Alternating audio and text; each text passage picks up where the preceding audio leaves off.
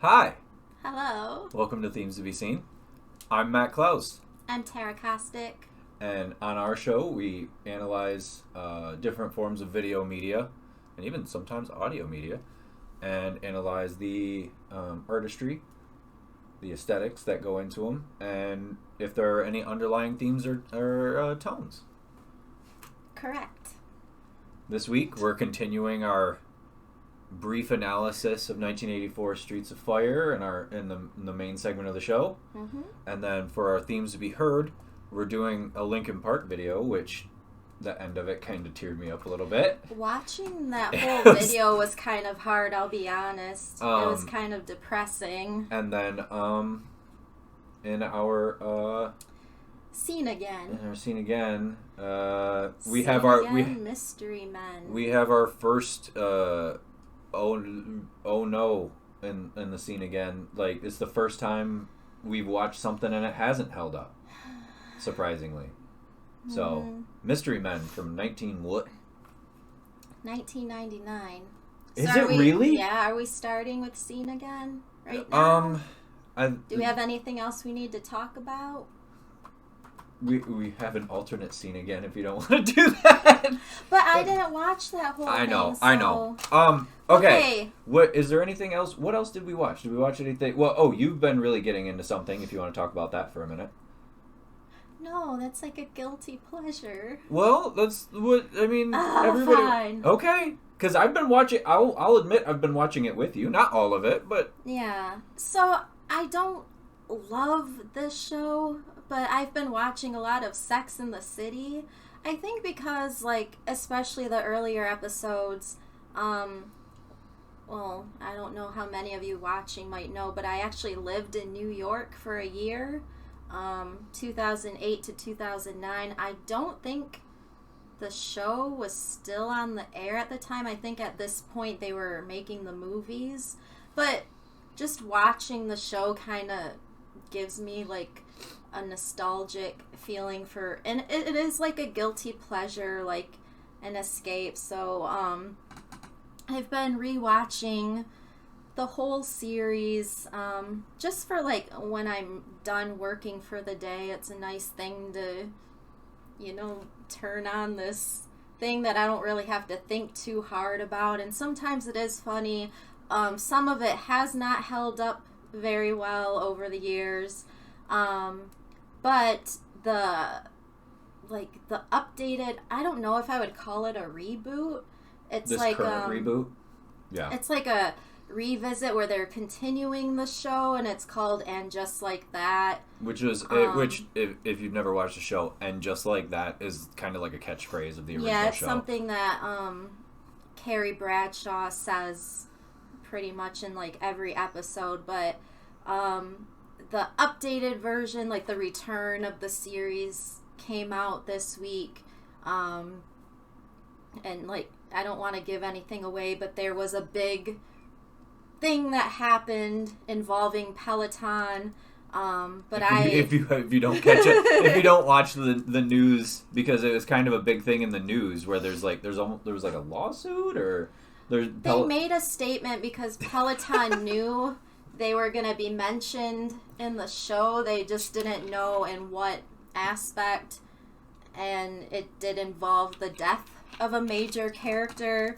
And Peloton treadmills there have been some real life incidents that were fatal. So yeah, their stocks have been plummeting right now. But yeah, so I watched the updated series, and I had a lot of issues with it. The second episode was a little bit better. I'll probably continue to watch it just to see where it goes, and because I've already invested so much time in this show and these characters, so, but, yeah, so... Is there anything I've been into outside of the show? I don't even think. You've mostly been watching, like, a lot of Ink Master. Yeah. Because he's been getting tattoos. You've gotten like five tattoos in in the past 3 months. Yeah, 3 months. Well, 4 of them were in one sitting, though.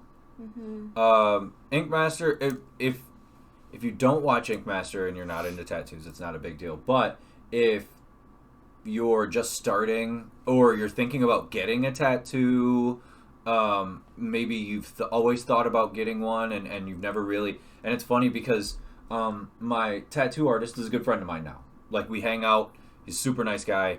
He's a good friend.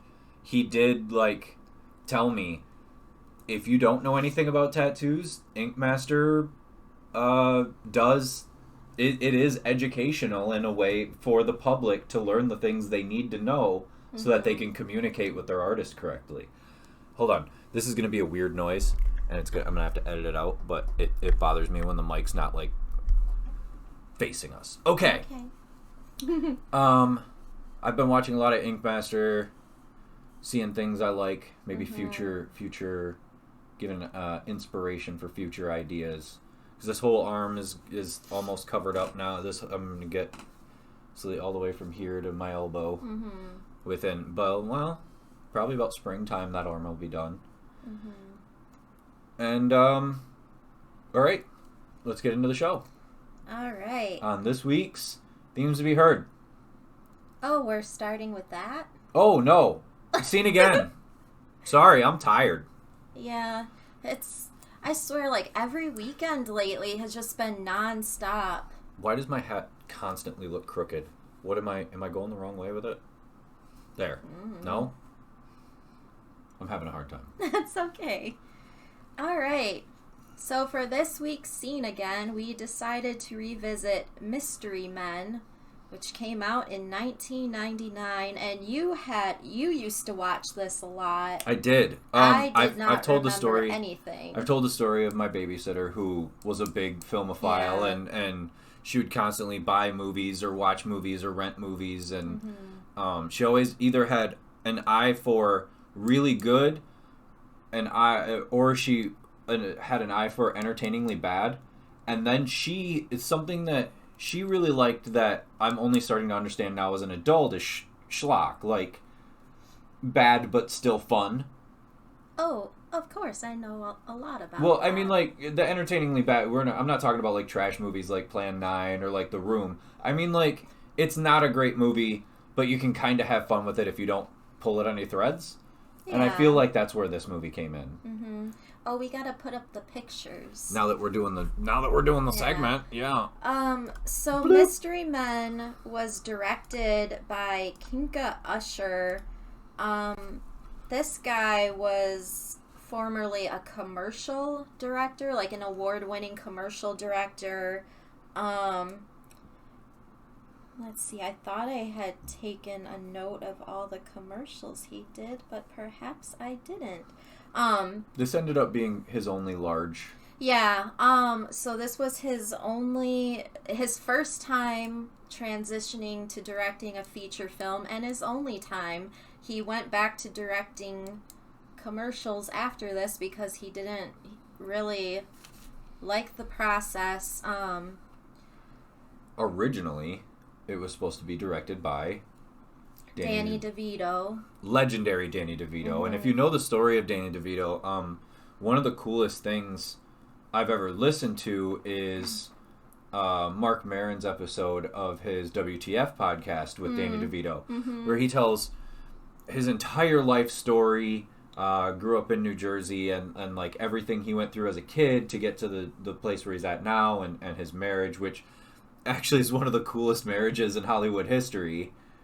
And he's an excellent producer and director. He thinks very deeply about the things he does, which it's weird that this is 2 movies in a row we've done that have Danny DeVito connected to him. Yeah, Mystery Men was adapted from the Flaming Carrot comics, which were made by Bob Burden. The Mystery Men were introduced in comic number 16. They were part of a flashback, like, dream sequence, and then there kind of was, like, a little spin-off for a short time. But Kinka Usher actually came from the School of Corman. Oh! if you watched our charity stream, our charity event we did for the Bay City Masonic Theater, we talked quite extensively about the School of Corpsmen. His breakthrough was being hired as a camera assistant on one of Roger Corman's movies. It might have been The Nest from the late 80s, but... that movie's gross. I don't remember that one either. But, yeah, so Danny DeVito was originally slated to direct and write the movie, but then I guess negotiations over the soundtrack fell through because Danny DeVito wanted to be in charge of, like, who produced the soundtrack and how the soundtrack sounded, I guess. Like, and it meant so much to him that when it fell through, he just walked away from the project. And then Ben Stiller was offered a chance to write and direct it, but he thought it would be too big of a task, like it was too big of a movie. Which is funny, because if you see the things he went on to do, like especially things like the Zoolander franchise and things like that, those are big projects that he pulled off excellently. But yeah, the idea of a Mystery Men movie first started in 1997. This was when talk of like other comic book adaptations were coming to fruition, like Blade, X-Men, the Hulk, Fantastic Four. But yeah, so Danny DeVito walked away. Ben Stiller didn't want to write or direct it. So Kinka Usher was offered the chance, but he was discouraged when he first saw the script because he loved the premise of it, but he thought it was really boring. And so, I would say I have to agree. This was my first time seeing this movie, I think, fully.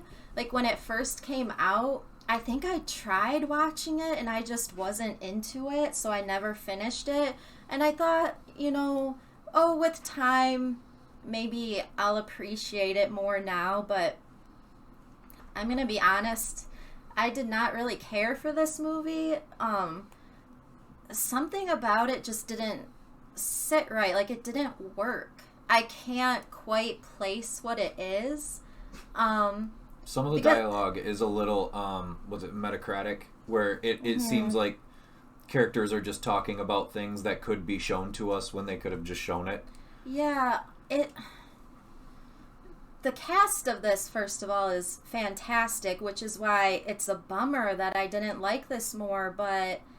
No, I'm glad you say that. So let's do the cast. Okay. Because it's insane. Mm-hmm. This cast, especially for 1999, is out of this world. Yeah. You have Greg Kinnear, William H. Macy, Paul Rubens. You have Kel Thompson. What's his last name? I didn't write it down. You're thinking of Keenan, I think. Keenan Thompson. Right. The other half of Keenan and Kel. Janine Garofalo. Who else? Ben Stiller. I believe this was Jeffrey Rush's first big Hollywood movie. And he steals this movie, if you ask me. He's probably one of the best parts of this movie, is Jeffrey Rush. And when you see what he's working opposite, it's kind of crazy. Eddie Izzard. Praz was the other main disco group. Yep. See, this movie had so much potential because there are a lot of funny bits, like the disco villains. Jeffrey Rush was a really good villain. I felt like he didn't have enough screen time. Well, he's so big in this movie, you want to see him. Yeah, like, exactly. In scenes where he's not in it, you're like, I want to see more of him. Tom Waits has is like a mad scientist. Good role in this. Yeah. And at this point, his voice wasn't that gravelly yet. We're not getting he Tom still Waits looked yet. quite young in this. He's jumping around. He's having fun. He's throwing stuff. It's not the Tom Waits that we all think of now. But yeah, so you have this great cast, and then Danny in legendary Native American actor Danny Oh, Pudi. yeah. I always support your indigenous actors and actresses, and Danny Pudi in this one he gives some lines that, and his whole shtick in this movie is completely deadpan, but when you listen to him every time he talks, it gets a little bit funnier. It's one of those like repetition things. It's just too bad that like that didn't carry into other places. The film looks good. It's very stylish. You can tell like it was directed by someone who has directed commercials, because some of the camera work was really flashy. Like there's a lot of tilted angles, a lot of quick cuts and edits, but there's some cool lighting stuff. Yeah. I don't know. I just found myself kind of bored at times and like checking out of it. It didn't feel balanced. I don't. It just seemed like no one in this seemed to know what they wanted or what they were going for. If there's two issues that you pointed out that I completely understand right after we watched it, it's pacing, because we'll get like a load of story, a big peak of story, and then it'll drop and drag for a minute, and then you get like a bunch of story, and then it'll drop and drag, and tone, because there are times where it's a pretty entertaining action movie, and then in those drag moments when it could be comedy, it's not. So it can't decide when it needs to be action and when it needs to be comedy at the right times, and I feel like that's not a directing issue as much as a script issue. And the parts that are entertaining, I feel like it is because of the performers in this. I know Janine Garofalo signed on, and then she encouraged Ben Stiller to join. She said it was a great script when it was sent to her, but she did not like how the movie turned out. I guess on set was a big mess, and it is really sad to read about the behind-the-scenes stuff, considering all these great people. Ben Stiller and Greg Kinnear got into a really big fight on set, and Ben Stiller wanted to walk off.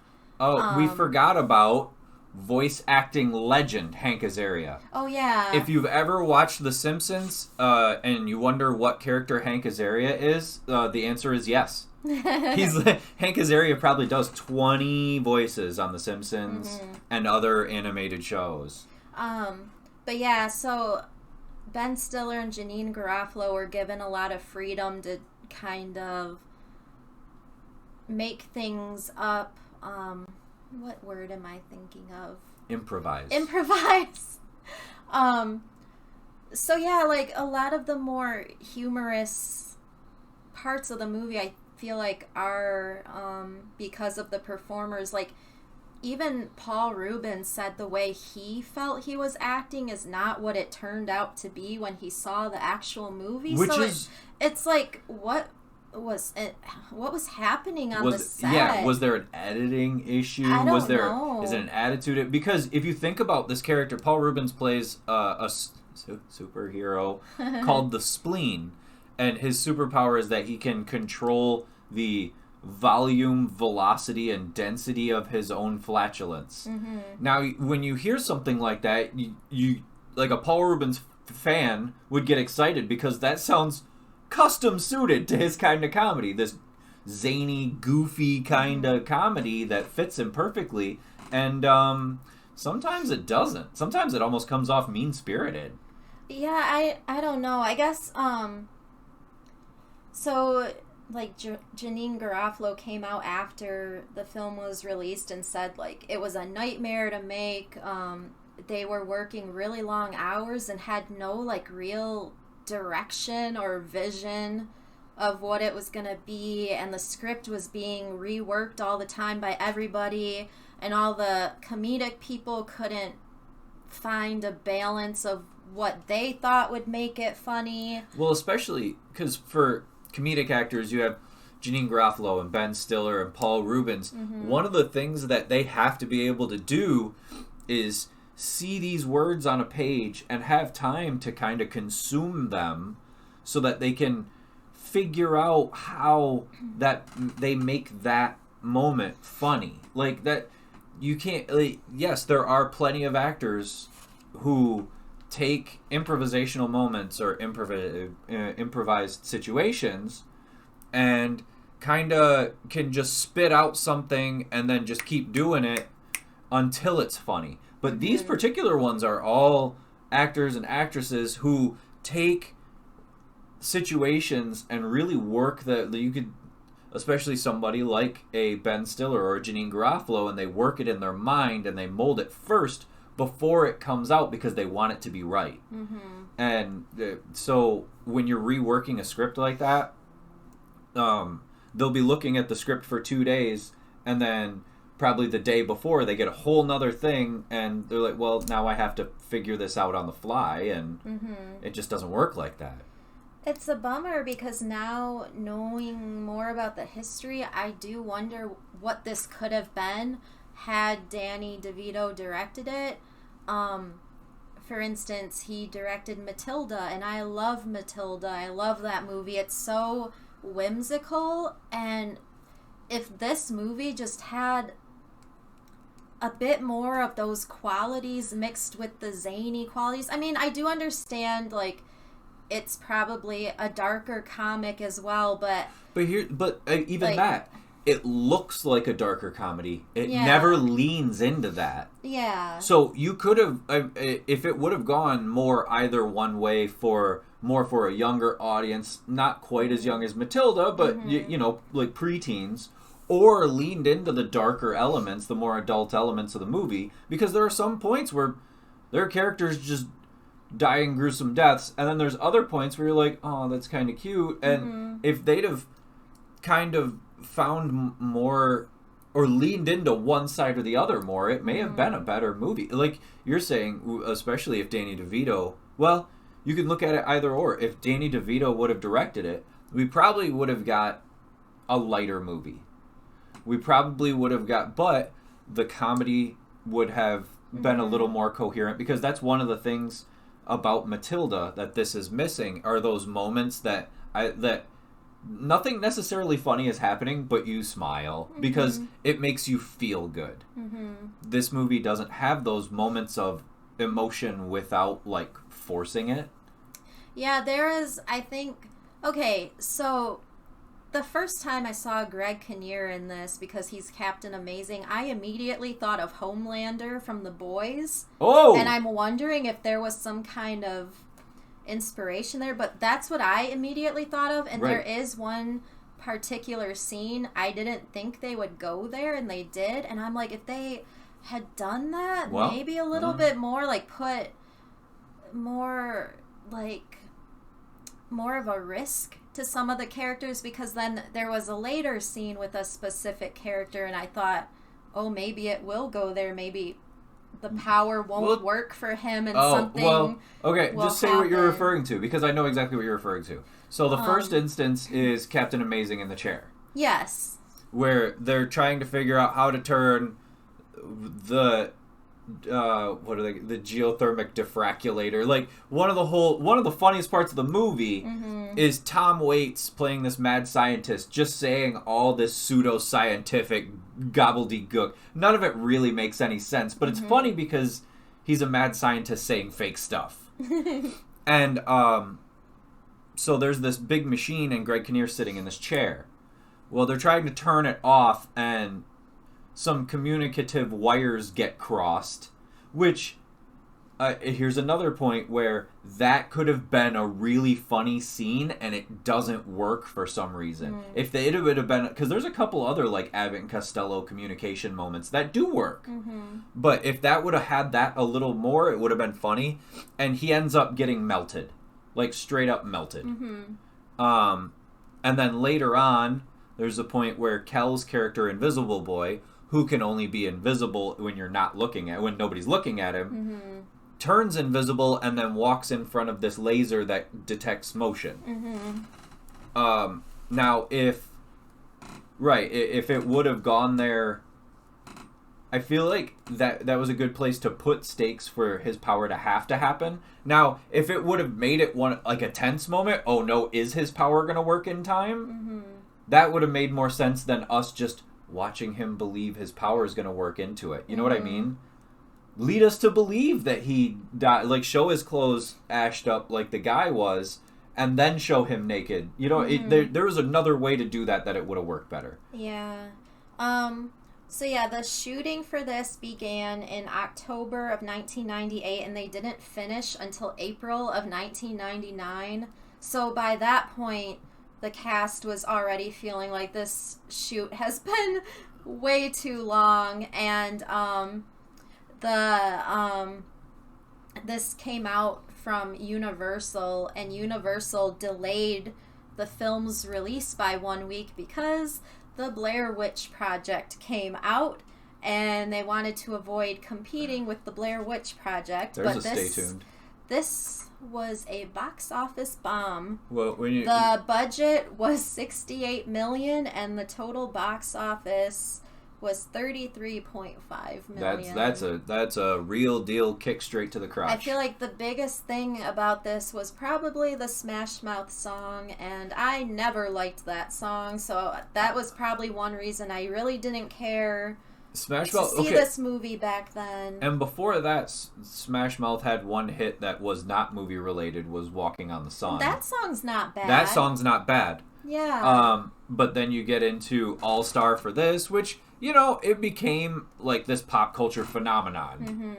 And then right after that, they did what was the one they did for Shrek? I'm a Believer. Oh, the Monkees cover. Mm-hmm. Okay, so they did the Monkees cover. Oh, R.I.P. Monkeys. We're talking about the Monkees. Yeah. This week. So the Smash Mouth song ended up being this pop culture phenomenon, and I talked last week about songs that get played so much when they first come out that you don't care whether or not you hear them again for the rest of your life, and that was definitely one of those. Yeah. All Star got played every hour on the hour, which young people, back in the days before streaming, we didn't have a choice. The radio played whatever the radio played, and you didn't really have a say in it. So there are a few songs, especially from the 90s, especially in the one-hit wonders years of the 90s, where some songs just got played absolutely to death, and All Star was one of them. Mm-hmm. I still am not a fan of that song. The soundtrack probably per unit outsold the movie itself.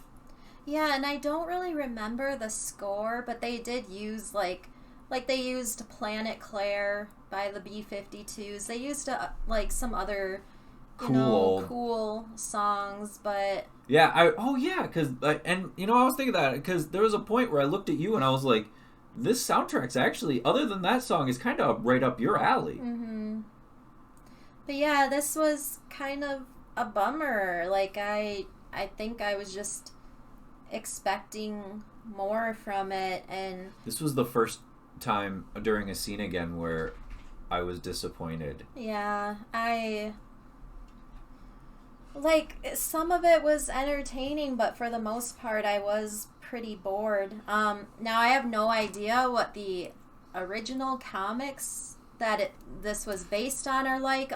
Bob Burden, the creator of the comics, was on the set for some of the time because they would ask him questions like, what do you think would happen in this scenario? And he actually, I don't believe Invisible Boy was from the comic. I think he kind of created it while there, and they liked how absurd it sounded, so they decided to keep him in the script. It's just, I felt like this could have been a little bit more absurd, but at times it does feel like it took itself a little too seriously, and yes. I don't know, the tone of it just seemed all over. And this is the reason for this segment, though. Yeah. Is as an adult going back and seeing what works and what doesn't from movies that you're nostalgic over. And I'm not going to lie, I still watched it through nostalgic glasses. Mm-hmm. But the more I've thought about it since we did like our critical watch for the show, I've thought about it. I was like, man, just seeing it as kind of a bummer. I'm glad we did, because it really does show those things from that era of movies that just don't work. In the beginning of the movie, we get a lot of cool, like, Three Stooges stuff between Hank Azaria, Ben Stiller, and William H. Macy. There's actually one scene where the three of them are saying, like, we should run, we should rush them, we should bolt, or whatever it was, we'd go this way, and they're just repeating those three phrases between the three of them. When they do those, like, old style comedy, old, like, 50s style comedy bits in this, because there's a couple of them, generally they work. But once the movie was trying to be edgy, it went a little too far. There are some action sequences that seem superfluous. They seem like they don't make sense. There's the one time where the mystery men catch up to the bad guy Frankenstein Casanova's Corvette limo, which, by the way, you watch this movie, you go, oh, cool, how did they get a Corvette limo? And that's one of the things that is shot well, is they shoot the front end of this Corvette and then the rest of a limo, and you never see it all at once. But it's cool. The idea of a Corvette limo is kind of cool. But they beat up the car and then run away, and they're all happy, but that scene doesn't matter in the long run of the movie. And it's kind of a bummer. What are we doing back here? Sorry, Dyson's having a moment. I don't know if I can get can't get him on camera. He's throwing a fit back there. Okay, he's done. Now he's tired. The different superpowers are kind of funny. They're kind of original. Like they seem like a mechanic that could have been used to better effect. William H. Macy is the shoveler, which he basically is really good with a shovel. He can use a shovel, which even there's actually a point in the movie that's kind of funny where he says, "I shovel well. I shovel very well," and it's a funny line. Who's the lady that plays his wife? Jennifer Lewis. Jennifer Lewis. Yes. She is always. I mean, she's always an entertaining presence. That's another actress that they don't quite give her enough in this. Yeah. Ben Stiller is Mr. Furious, which he's supposed to get, like, super strength when he's mad, but really he's just a dude. Janine Garofalo is the bowler, and technically she doesn't have any powers, but she uses a magical bowling ball. Which has the skull of her dad, Carmine the bowler, in it, and he was assassinated, and so she's kind of looking for revenge. So, right, you get the idea that her dad had a superpower. Like, he had, like, superhuman control over bowling balls when he used them. Who else? We talked about the spleen. Blue Raja. Okay, one of the funny things that I wish they would have made more of a joke is that guy's whole persona doesn't make any sense unless he explains it. Like, that could be a funny bit, is him having to explain it. At the beginning, too, he has a lot of fork-related puns, and they don't really keep that going through the rest of the movie. It should have been a constant fork pun. He supernaturally throws forks well. Which I wish that was more of a... or keeping up the joke of, why don't you use knives? Because in the beginning, they have an argument of why he doesn't use knives. Which... if at some point in the movie it would have come up where all that's left next to him to throw is a knife, that would have been a good, like, moment, but it doesn't happen.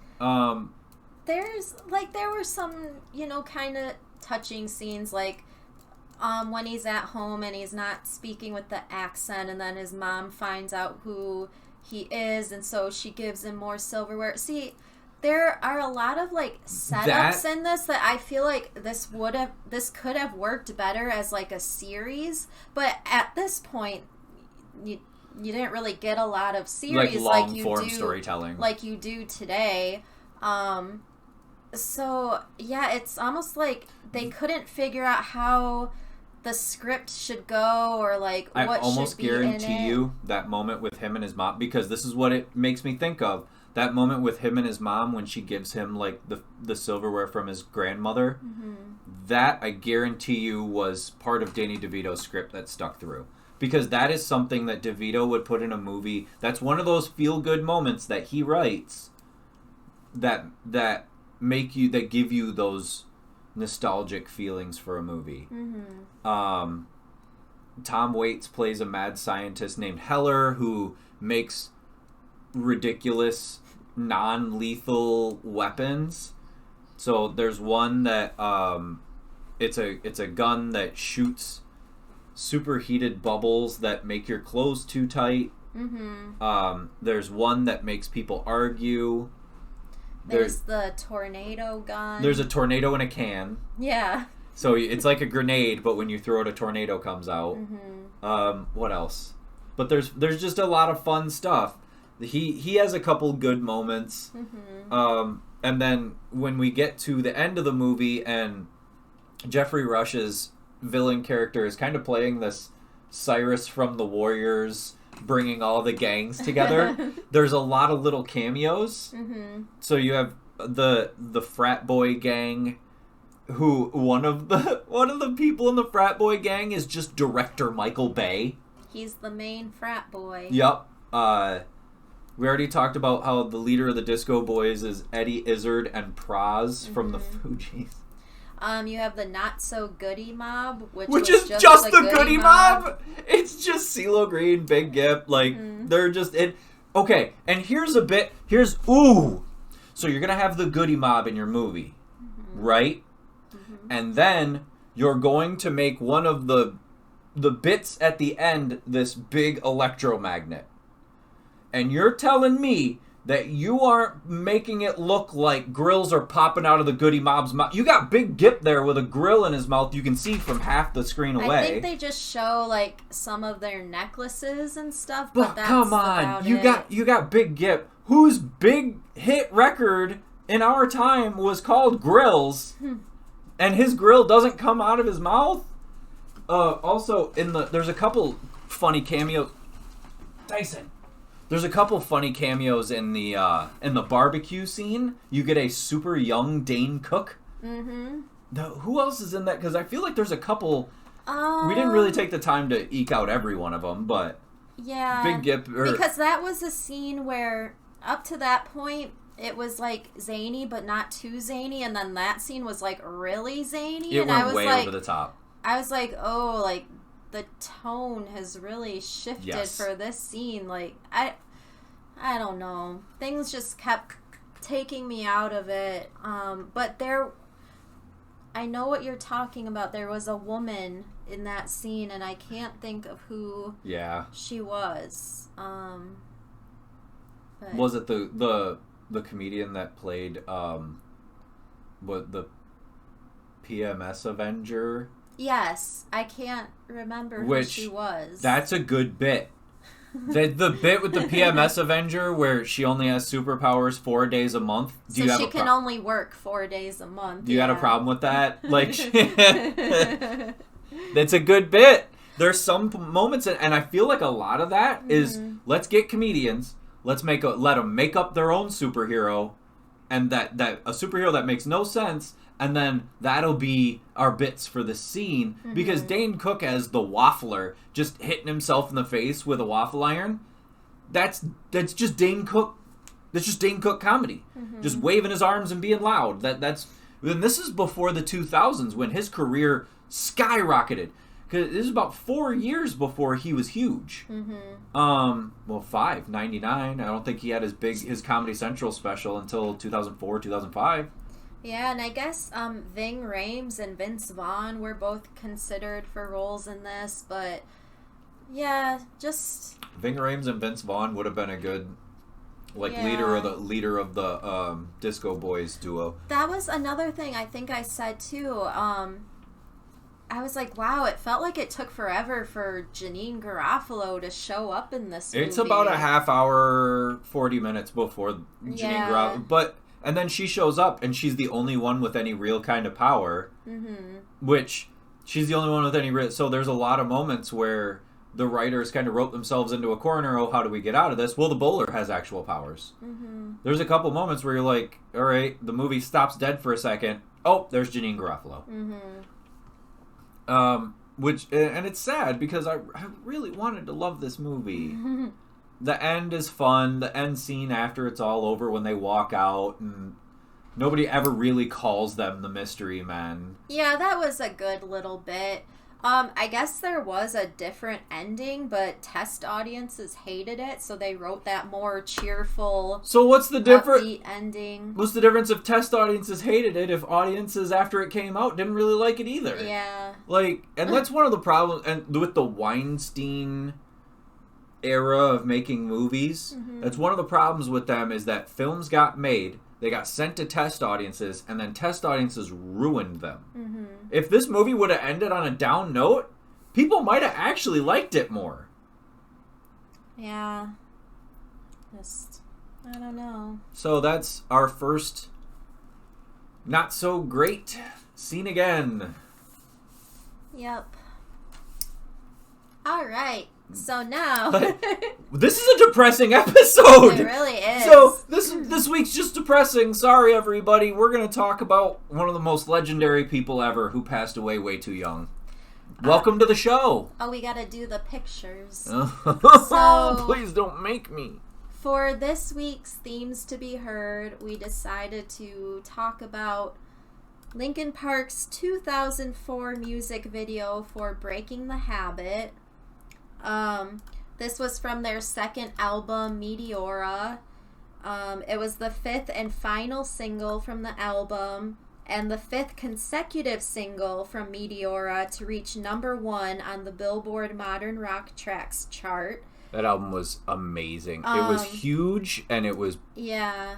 And especially as a follow-up to Hybrid Theory. Like, after Hybrid Theory... After an album as big as Hybrid Theory, a lot of bands would have a hard time with that sophomore slump.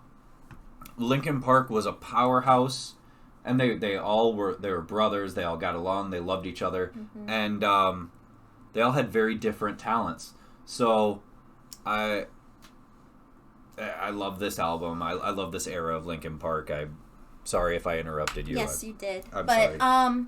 So Breaking the Habit was the... I have to keep him in line sometimes because he loves to talk. Breaking the Habit was the third single from Meteora to reach #1 on the mainstream rock tracks chart. It peaked at number 20 on the Billboard Hot 100 and is certified gold.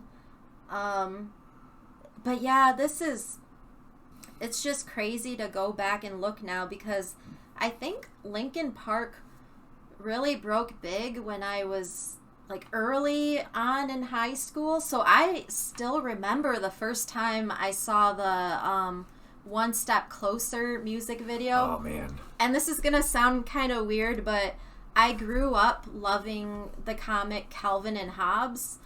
I adored that comic, and Calvin the little boy has like this blonde spiky hair.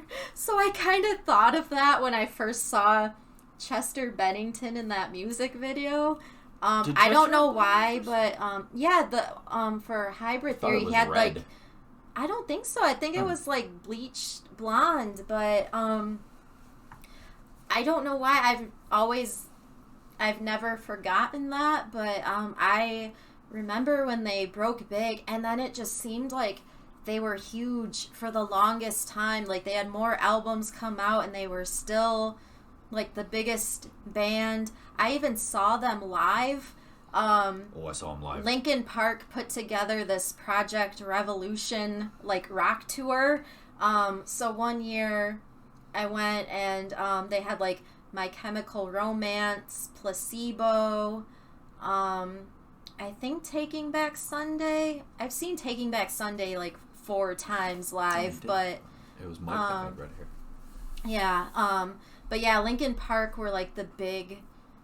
Linkin Park and My Chemical Romance were like the big headliners of this tour, but then they had that collaboration album with Jay-Z, and it just seemed like they kept getting bigger and bigger, and then just which that was supposed to be part of a series that MTV did where they took two artists and they like swapped music for lyrics kind of thing. Yeah. And then they did one first before Linkin Park and Jay-Z, and it didn't really do well. And then they did the Linkin Park and Jay-Z one. And it was huge because it was awesome. And the third one disappeared. I don't even remember who it was, but it just disappeared because like after one that's so perfect, what do you even do? You know? Yeah, like I even remember like Motley Crue re-recorded Home Sweet Home with Chester Bennington on vocals. Like he just started like popping up, and then of course we all know what happened, and I couldn't believe it when it happened. It was like watching someone that was like maybe not like, because I wasn't like the biggest Linkin Park fan, but they were so big, like how could you not be aware of them? And then they hit at such a like a pivotal time in life too, where like you can remember the first time you heard of them, and I don't know, that was just, it was so sad. And then even after, I believe earlier recordings of a previous band he was in like came out, I still can't believe it. But you have to remember, he was only 16 or 17 when Hybrid Theory came out. He was that young? He was baby. Everybody else in the band was a little bit older, but yeah, I listened to not only Linkin Park but all of the offshoots. So like I listened to Mr. Han's solo albums. I listened to the Executioners. Oh, I remember them. Fort Minor. I had Fort Minor's album. Oh gosh, that one song. Okay, was that one everywhere. Right, that one song got played to death, but the rest of the album was actually not bad also. And then Mike Shinoda had solo work too. So Linkin Park started almost this like their own, they get put in the nu metal realm, but they kind of started their own thing where there was a DJ, there was scratching, there was some electronic elements, there was rapping and screaming, but also there was melody. Because a lot of what nu metal doesn't have that Linkin Park had is actually really pretty melodies, and I believe it's because Chester grew up idolizing Chris Cornell, which that makes the whole story even more depressing because, as we know, Chris Cornell died, and then Chester performed at his funeral, and then not long after. So I don't know, it's hard to believe sometimes. Yeah. If you look now at young rock artists that are coming out, there is no small minority that name Chester Bennington as one of their main influences. Because we're talking about all the music they made, but his individual talent was insane. He had a beautiful singing voice. He had this tone when he screamed that didn't sound angry. A lot of times when you hear scream, like you hear songs like One Step Closer and Crawl, but then you listen to a song like One Step Closer is his angry, but then you hear a song like Crawling, and when he's screaming, he almost sounds sad, like he's crying. Yeah. Which you hear in this. One Step Closer. Who drew this? Did you get that? Okay, so yeah, this was directed by Joe Hahn, who of course is a member of Linkin Park. Love me, Mr. Hahn. I do. He has a solo song on on the Hybrid Theory album where it's just him scratching and then adding loops and stuff. I used to love it. But the music video for Breaking the Habit was animated by Studio Gonzo. A lot of the... Oh, Gonzo. You know what else they drew that we love? It's very similar to the animation in Kill Bill. Well, this was actually... The Studio Gonzo actually also drew Afro Samurai. Oh, okay. But yeah, so this song, a lot of people think this song was about Chester Bennington's personal struggle with addiction, but Mike Shinoda actually began writing the song before he ever met Chester. He had another friend who was struggling with drug addiction. There is an instrumental version of this song that was released on the Underground 9.0 fan club. It's a demo track called Drawing. So we have this animated video. There's also another, a second version where it's just the band performing in the studio. I might have gotten a photo of that one, but which a lot of this I feel like is rotoscope. It is. Like that looks like the performance shots. The performance scenes are if you're not familiar, right? If you're not familiar with rotoscoping, it's actually one of the coolest things in movies. And I wish if I could make a movie, I could incorporate rotoscoping. It just sounds like it would be fun to do. So you record live action footage, and then you put it up, and then you draw the actual scene frame by frame over the live footage. So you take the outline of the actual actors and turn it into something more. Yeah. Which actually got brought to the world's attention by legendary director Ralph Bakshi. So movies like Wizards and Tom the Cat and things like that. Or like think of A Scanner Darkly. Oh man, that's good. That's a scene again. Stay tuned. Because I don't remember. I remember watching it and not understanding it, but I may have been too young. Yeah, same here. A lot. I feel like I was just gonna say something else and I don't remember. There's a lot of work on 300 that was rotoscoped. Also, we just watched a video done by. That's what I was gonna talk Go about. Go ahead. There was a video game, a horror themed video game called Faith, that came out, and like the cut scenes and stuff, the developer, I forget what name he goes by. It was like Erdorf. Yes, because that was the first word he ever spoke. But Erdorf like just recorded video of himself like in his room in front of his computer, and he didn't even have a tablet or anything, so he had to draw over his own figure with like a mouse. And I can't even imagine doing that, but rotoscoping is something that's always fascinated me. It's something I've always wanted to try. Which you've never seen movies like Fire and Ice. Have you ever seen Wizards?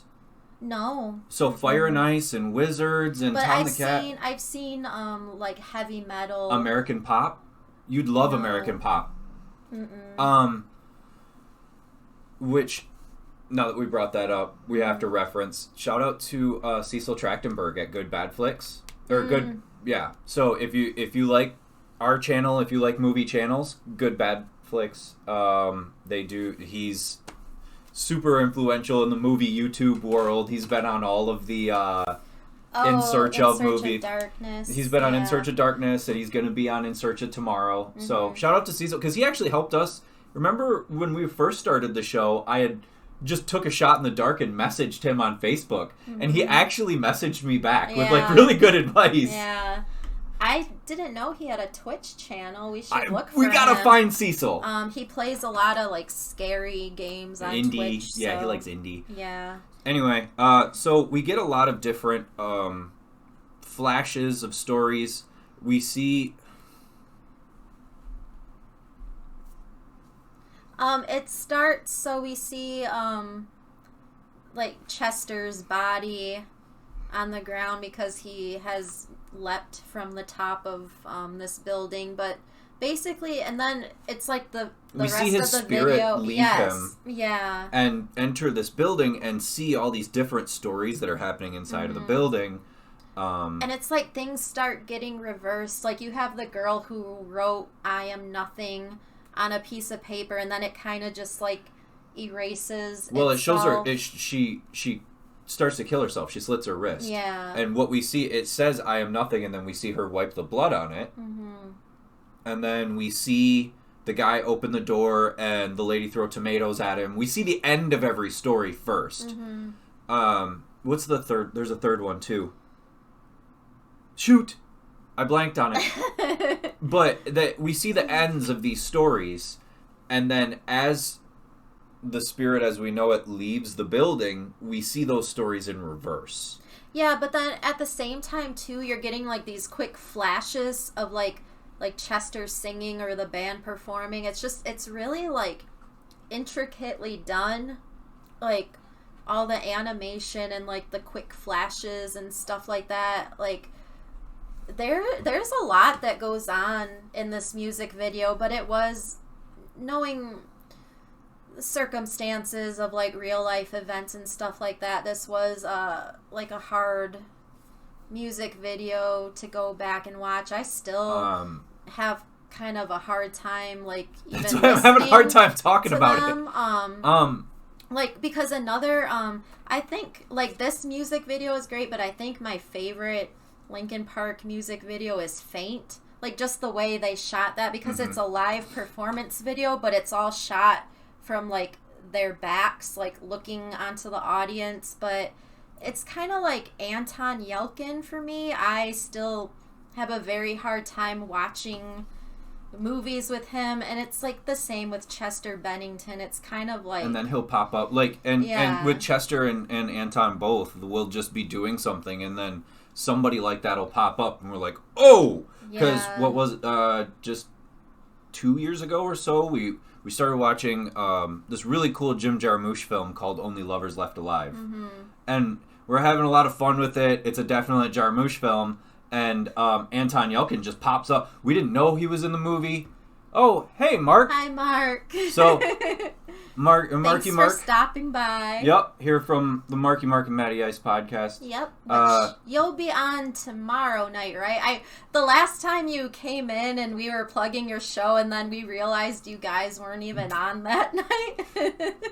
So, but generally, sorry. Mondays, 10 o'clock, Twitch, Facebook, and YouTube, Marky Mark and Matty Ice podcast. They're hilarious. We love them. Yes.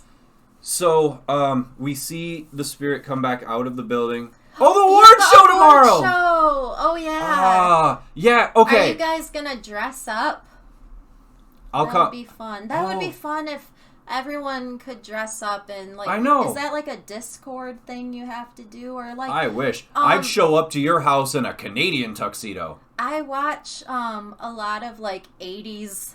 dance party streams on Twitch, and like they always have people like showing up on the monitors, like dancing at their own homes, and it's like, how do you do that? We wish we could do that. Yes, dressing up, because that would be a fun thing to do. I know. I'm glad. Okay, can I just say, Mark, I'm glad you popped in, because this is the most depressing episode we've ever done. This has been very sad. But to get back to the story, so I don't have to talk about it for very much longer, you see the spirit come back out of the building and back into, and the timeline keeps going in reverse. So the spirit comes out, it goes back into Chester, and then it goes back to the top of the building, and we see the rotoscoped performance, which this rotoscope performance scene by Linkin Park is so cool.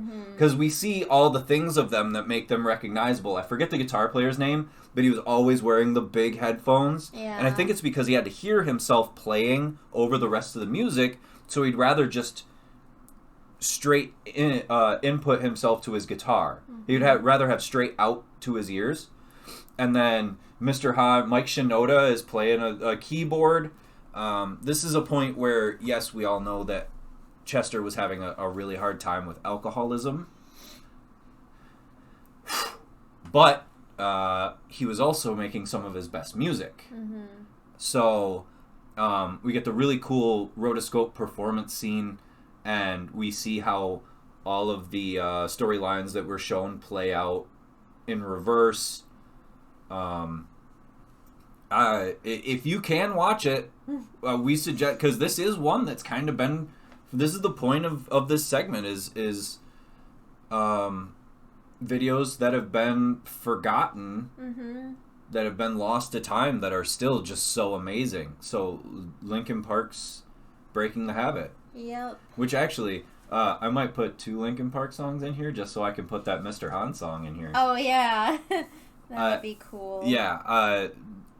Which brings me to which reminds me, if you miss our show or you like our show and you want a little extra content, if you listen to us on Spotify, I can actually add songs right into the middle of the episode, which I do in every episode. That makes it fun. There's like 3 or 4 songs that pull straight off Spotify right in the middle of our episodes if you listen there. Mm-hmm. So, all right, now that we're past all that hard stuff. Yeah. Meat and potatoes? Yes. Main part of the show? Find where my notes left off. My notebook is a big mess. Same. Okay, so she says her notebook is a big mess, but like, I literally lost half the season. So we planned out an entire season all the way into February, and I lost half of the season. Yeah, so now we have to like reschedule and replan because we might take the first 2 weeks of the year off. Well, so next weekend is our Christmas special for The Long Kiss Goodnight, and then I think that following weekend is Christmas, and I think we're taking that Sunday night off. Yes. Maybe. Hopefully I'm going to what I'm going to do is edit together our clip show. So you get a bunch of clips, put some funny text on there, like edit it together so that you see all the emerging little pieces, catchphrases, things like that. Mm-hmm. And maybe get like a half hour, 45 minutes of just like the silliness that is our show, the highlights. The pictures are... Oh, I didn't fix them. That's my fault. No, you just need to resize. Yeah, I just need to...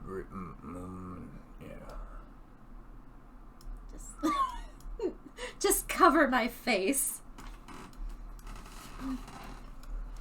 Oh, yeah, that's a good one. All right. That's a good one. Oh, yes. Yeah.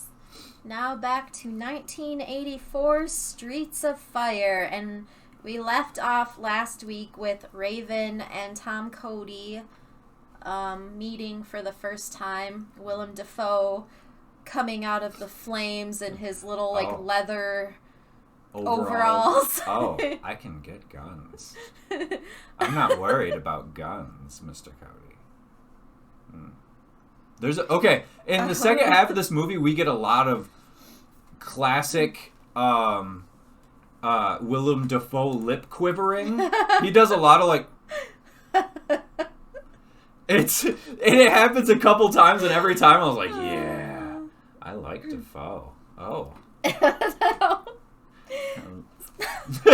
Would you look at that? So, the rest of the group, they're still waiting for Tom to meet up with them. It's Ellen, Billy Fish, and McCoy. Yeah.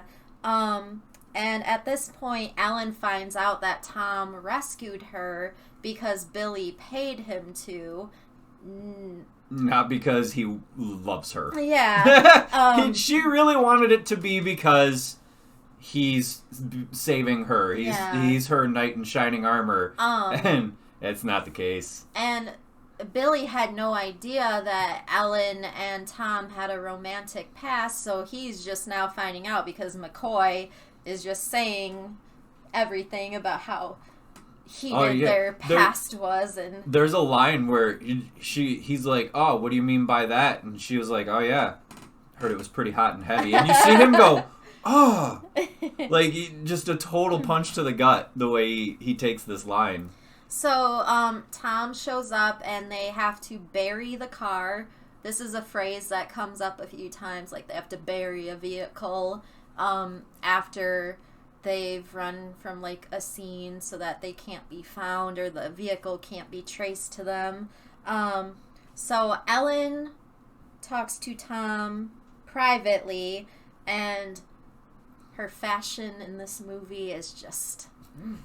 She's wearing these like I think she's wearing a dress under it, but you can't really tell. Or she's wearing that outfit from the first scene, like the asymmetrical, like red and black, but during these scenes she's also wearing like the black coat, but she has these like red leggings and red high heels, and it's just, which it's obviously it's perfection. Which, by the way, I don't know if Mark's still here, but Mark, we said last week that Ellen Aim in this movie, especially this first outfit she wears, was the inspiration for the original outfits for Blaze in the Streets of Fire or the Streets of Rage video games. Yeah.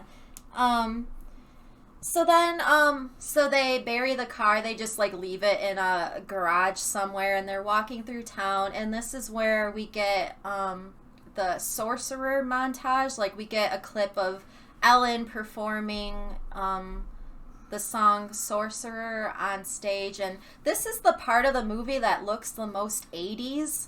I agree. I'm a Blaze. I main Blaze.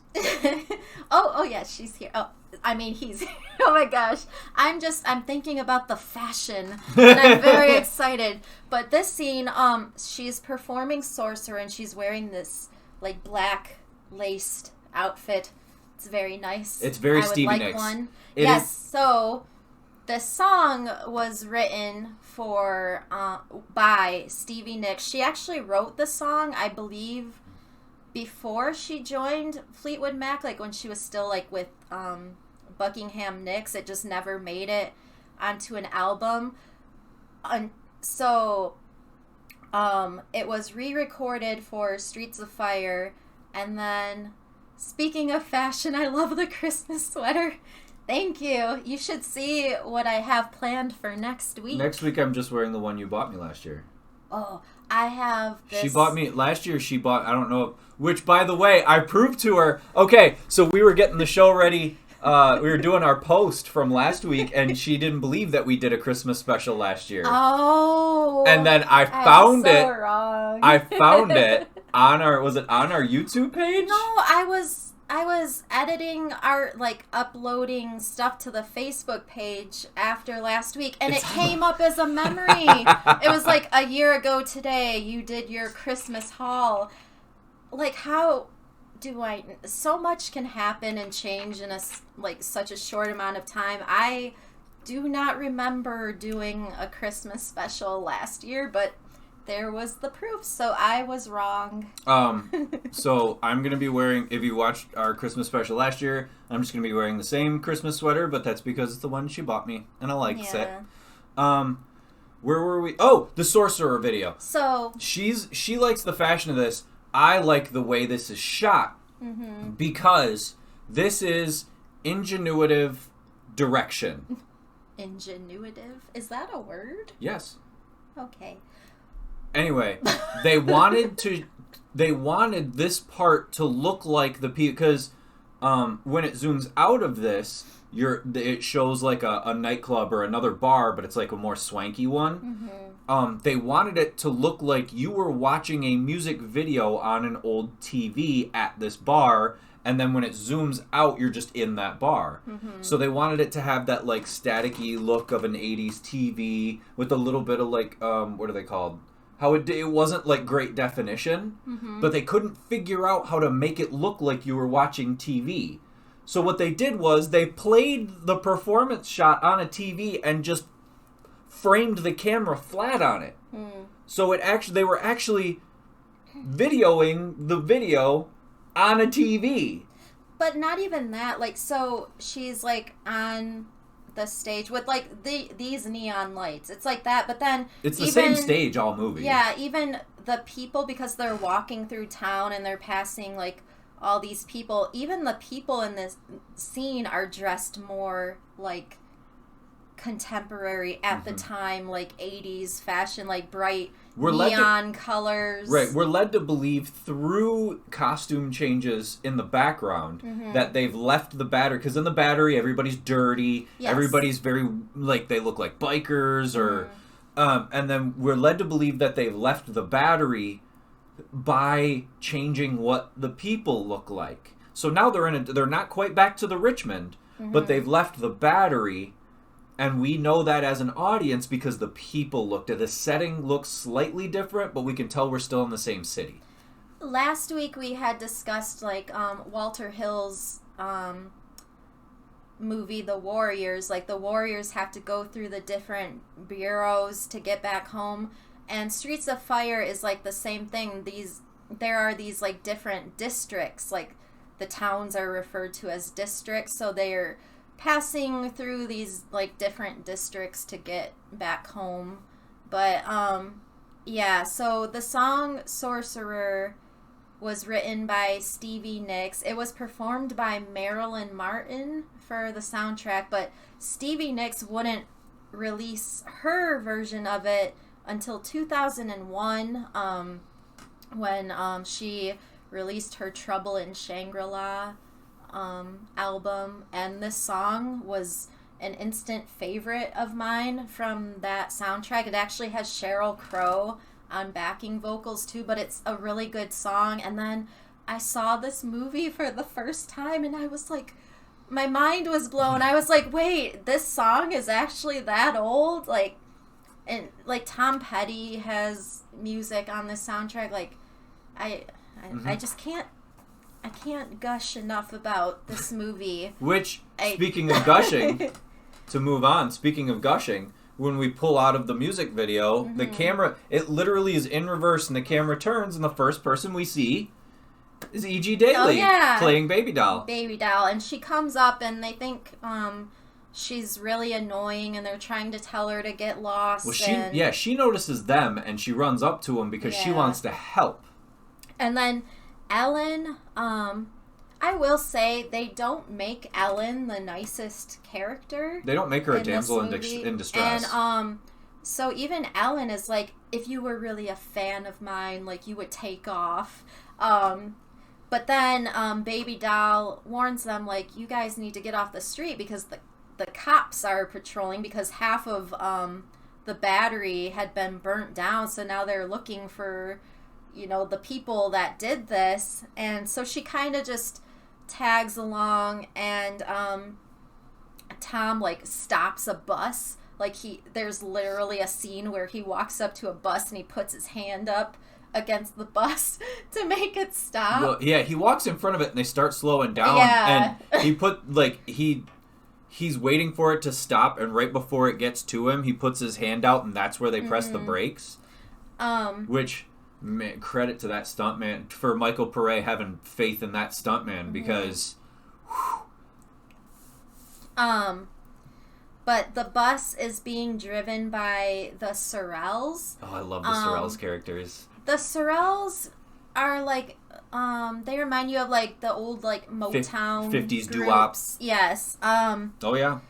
So they take over the bus, and McCoy takes over the driving, and they're talking to Ellen like about how like, oh, do you need an opener? Like, we're looking for our big break, and Ellen's like, I know what it's like waiting for that first big break. And then we also get Fish just being shitty to him. Awful. Like, he actually says the stuff that Rick Moranis says here is right on the line of being right. Like, he wants to say something racist, it doesn't quite come out, but because these are, I believe, the only, well, other than Officer Ed, these are the only black characters in the movie. Yeah. So then they do have to make a stop because they have to change a tire, and McCoy is just doing all the work. Everyone else is just standing around. And McCoy's changing this tire, and Fish is walking back and forth berating her because it's not going faster. He's such a prick. Michael Pare, like, honestly, if McCoy's doing it, Cody knows that being over there, he'd just be in the way. So soldier to soldier, he's like, oh, you got it, I'm gonna stay out of your way then. He's standing way away. And plus, I think him and Ellen are kind of avoiding each other too, because they do kind of just keep exchanging glances. But was it before or after this that we get their little do the acapella performance of Countdown? It's after this. Okay. Just want to make sure. So they start driving again, and this is where the Sorrells start singing Countdown to Love. Which is, it's a fun old doo-wop song. Yeah, it's a really good song, and McCoy is driving. She has some of the best lines in this movie. She's just Because she's so, like, nonchalant. She's like, that's pretty good, guys. She's like, yeah, man. She's like, yeah, guys, you guys are pretty good. And then Ellen and Tom are just, they keep looking at each other. One of the things is Ellen, watching the Sorrells perform, she's enjoying watching somebody else perform for her. There's this really cool moment where she's watching them having fun, kind of singing together, and it's almost like she's remembering the feeling of having fun making music. Because I think this is the first time we see her, like, smiling, too. Yeah. So then, they see an upcoming blockade of cop cars because they've, cut off the road they're looking for, the people, so they tell Baby Doll and Ellen to hide in the back, and they're gonna just cover and say that McCoy is driving the Sorrells to their next gig and that they're running late, and then Billy will pretend to be their manager, and he tries to pay the cops off, but the cops are like, you're a little too anxious to pay us off. They also say, you're telling me that some no-name doo-wop group has this much cash to just blow on some cops. Yeah. And here comes Cody popping up out of nowhere and just takes these cops at shotgun point outside, just starts blowing up cop cars with right and left. It's almost Schwarzenegger-like, blowing up cop cars. Boom, boom, boom. And then they all get on the bus. So now we have a party. We have like 9 people in this group. We've got the 4 Sorrells. We've got Bobby Fish, Baby Doll, Ellen Aim, Cody, and McCoy. Yeah. So we have like 9 people in this group now who are all running from the cops, and that's why they have to stick together. So now they have to bury the bus. So they take the bus to a dark alley, and then they're running out, and let me find my notes. So then they do get back to Richmond, and they walk back to town, and everyone notices them, and they go right to the police station. And at this point, Ellen is just in a really bad mood because she's angry at Cody. She's like, I hate you for taking money to come and get me. And so everyone is like grateful that she was saved, but now... And there's a crowd outside of the police... They go straight to the police station. Yeah. And there's a crowd outside of the police station applauding the fact that she was saved. But then Billy, of course, is like, if I didn't have to bring her to this dump of a town, this never would have happened. And he takes her back to the hotel, and then... Baby Doll goes with them. Yes. Because there was a conversation that during the bus stoppage, during the tire... There's the conversation that we assume is the extra dialogue put in for Baby Doll, where she's like, man, I wish I could write songs like you, and how you put the rhythms and the melodies together. And Ellen admits, like, I don't write any of these songs. Bobby steals them, he buys them, he rips people off. Yeah, like Billy either finds the songs or he steals them from others, and basically, she doesn't know how to write songs. Well, she does. It's like it's almost like he doesn't let her anymore. Like, that's how it started. I think that's why she looks so happy during watching the Sorrells, is because she remembers what it's like to make your own music. It's implied that the attackers used to write their own music. Like, it used to be theirs. Yeah. But during that conversation with Baby Doll, we learned that it's all kind of superficial now. Yeah. So Baby Doll goes with her, and she kind of... it's not implied, but Ellen kind of takes Baby Doll under her wing. And so they leave, and then the crowd is still there, and then one of Raven's main... I cannot think of the character's name. Greer shows up on the motorcycle to relay Raven's message to the police. Which is shot really cool. Yeah. Because it shows Greer and Officer Ed talking...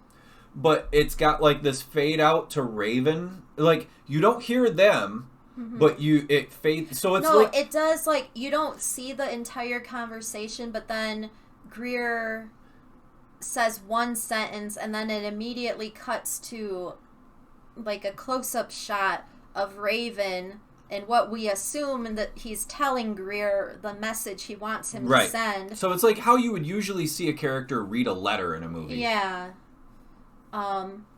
So yeah, basically we get this shot of Raven talking about trying to make a deal with the police to keep the peace if they let him have Tom Cody. I'm going to put Tom Cody's head underneath the marquee of that theater. That was like a weird mix of Willem Dafoe and Christopher Walken. I don't know why that happened. I just realized I messed that up too. Hey, they can't all be hits. I tried.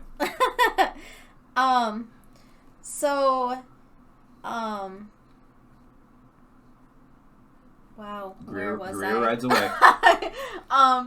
And then, so the next shot, it's later at night, and they're at Reva's diner, and they're all like just kind of far apart, like Cody's in a corner. Reva's in the back, Cody's on this side, like prepping food. Yeah, and, they're separated, and you can tell, like, the way it's shot is kind of genius, because you can tell Cody's in a bad mood, and Reva is not but McCoy's not a part of it. Like, he's purposefully separating himself now. But McCoy is upset because she just wants to be acknowledged that she did good work, and she was promised money and she hasn't been paid. Which actually, in the conversation, you almost get the idea she doesn't care about the money. She just wants him to be like, hey, you did real good. Thanks for backing me up. Something. She wants him to say something. And he's being antisocial. He's not saying anything. And I think that's what really pisses her off. Yeah, because then McCoy gets mad and she's like, Ellen was right.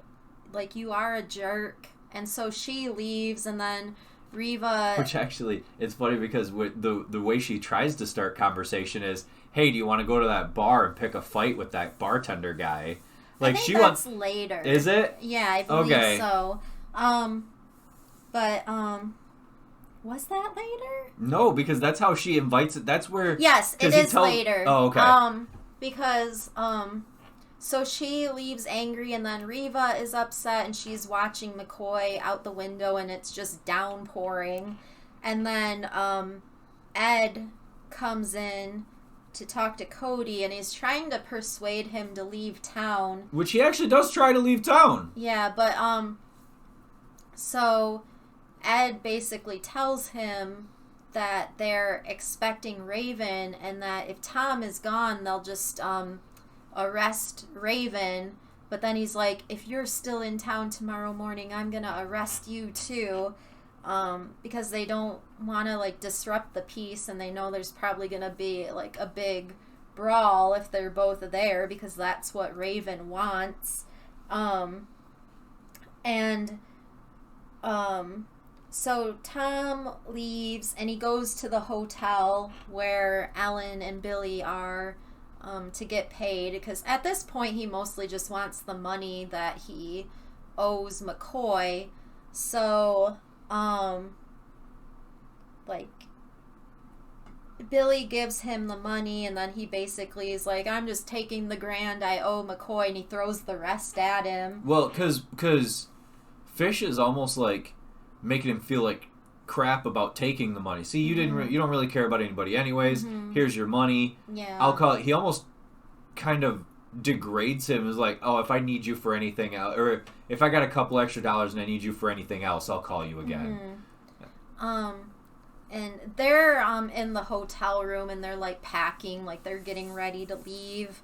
So Tom leaves, and then Ellen is like, I'm sorry, Billy, and she goes to follow him, and then we find out that Ellen was also upset because Tom just decided to join the army, and he kind of just took off, and he didn't contact her for 2 years, and she was trying to get in touch with him, and she couldn't. He really distanced himself from her. So there's a lot of like painful memories there on both sides. Yeah. Maybe a lot of confusion because Cody also knows they're very different and they're going in different directions, and it's like the love isn't enough in this situation, so it's like he just ran from it rather than like, you know, dealing with it or thinking about her feelings. But then they share some intimate moments, and then Ellen talks about like running off with him, so that there's there's a whole conversation of let's just run away. We'll just go. Yeah. So that's what's in Ellen's mind. She thinks they're gonna take off that night, but first, this is where Tom goes back to the bar, and McCoy is there, and she's just talking to Clyde, and she mentions like she used to know Clyde very well, and they've just been sitting there talking. She's making fun of him. Oh yeah, no, I'm just hanging out with my old buddy Clyde. Like, it's like, because the last time we saw her and Clyde hanging out, she knocked him out. Yeah, that's what that was. So it's kind of like I'm just hanging out with this piece of crap kind of thing. Yeah, so Tom gives her the money, and then he is like, you did really good back there. He apologized. No, okay. He does apologize for being a jerk. I'm getting mixed up. I think that previous scene, it was where she was like, "Oh, let's go to the bar, and maybe I'll pick a fight with that bartender." Okay, so that was before. Sorry to get off track. No, you're good. So he asks her to do him a favor, and they leave. Mm-hmm. And is this when we cut to the three of them on the train? They're kind of walking out. And McCoy's telling him that she understands how he feels because this is the really cool conversation between them. She was in love once, and the guy just lied to her constantly and like cheated her, and then she was like, but of course that was before I was a soldier. Which this is a really cool conversation because this is where the mutual respect between the two of them is actually really established. And this is where he like really opens up too, because he's like, I know it's not gonna work with her, like we're going in different directions, and she's like, yeah, I don't really see you as being this supporting like backup singer kind of guy. Which gets referred to a couple times. Yeah. Which if they ended up together, how he'd just kind of have to just kind of have to follow her around and do whatever, and that's not the kind of guy he is. Yeah. So then this is where we get the train scene. Okay. He has Ellen convinced that they're running away together. Mm-hmm. And at a certain point, he knocks her out and he gives her to McCoy. Yeah, this kind of came out of nowhere. He just punches her out. Now, in one instance, in his thought process, it's, if I just tell her what's going on, she's going to fight kicking and screaming for me to not do it. In another instance, it's kind of messed up. It is. Like, I understand his thought process of what he's thinking, but I feel like there's a better way to go about it than just chin checking her. So, yeah, he basically leaves her with McCoy for McCoy to look after her. Don't let her come back here. Yeah. So he goes back to the Richmond. He tries to get back to the Richmond on a train. Oh, and the train conductor. Lynn Thigpen. Yes. Who would go on to be the host of Where in the World is Carmen Sandiego? And she was previously in The Warriors. She was the DJ. Oh, You only see... like her lips. Her lips. But she's basically the DJ... Better move, Warriors. Yeah, telling the listeners, like, what's going on... via radio. Where they've been seen, like where they're headed. Really cool. But yeah, so she shows talks up in this like jive. Like, yeah. It's like, I love that movie. But yeah, she hosted Where in the World is Carmen Sandiego. I just realized we've been talking about the Warriors for the past 2 weeks, and our copy is right here. Oh yeah. But yeah, she sadly passed away. I don't remember. Oh, we just watched that what because year, Defunct but- Land, another YouTube channel that I watch pretty often, Mhm. just did their documentary on Where in the World is Carmen Sandiego. Remember Mhm. watching that? And they had just said that because she had passed away, it was pretty recently. It's been a few years, I think. But wow, I used to love that show. It did would too. always be on when we got home from school, and at that point in my life, I think I was in elementary school. Mm-hmm. At that time in my life, I was good at like geography. So like at the end where the kids had to place, the markers on the maps. Just yelling at I the would, TV. Yeah, I'd be yelling at the TV like, "No, it's over there." Well, like, I remember being, like, in elementary school watching them, like, how dumb are you? It's not that hard. It's not even shaped the same. Good but old PBS. Which, Ugh.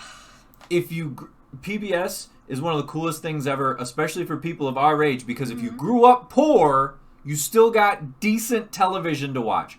Analog PBS was pretty cool because there was multiple shows on... Sorry. It's okay. On analog PBS that actually were pretty quality. Mm-hmm. You got your Zaboomafoo's. You got your Where in the World is Carmen Sandiego's. Yep. What else? Wishbone. Oh, shit. Wishbone. Oh. Yeah. Okay.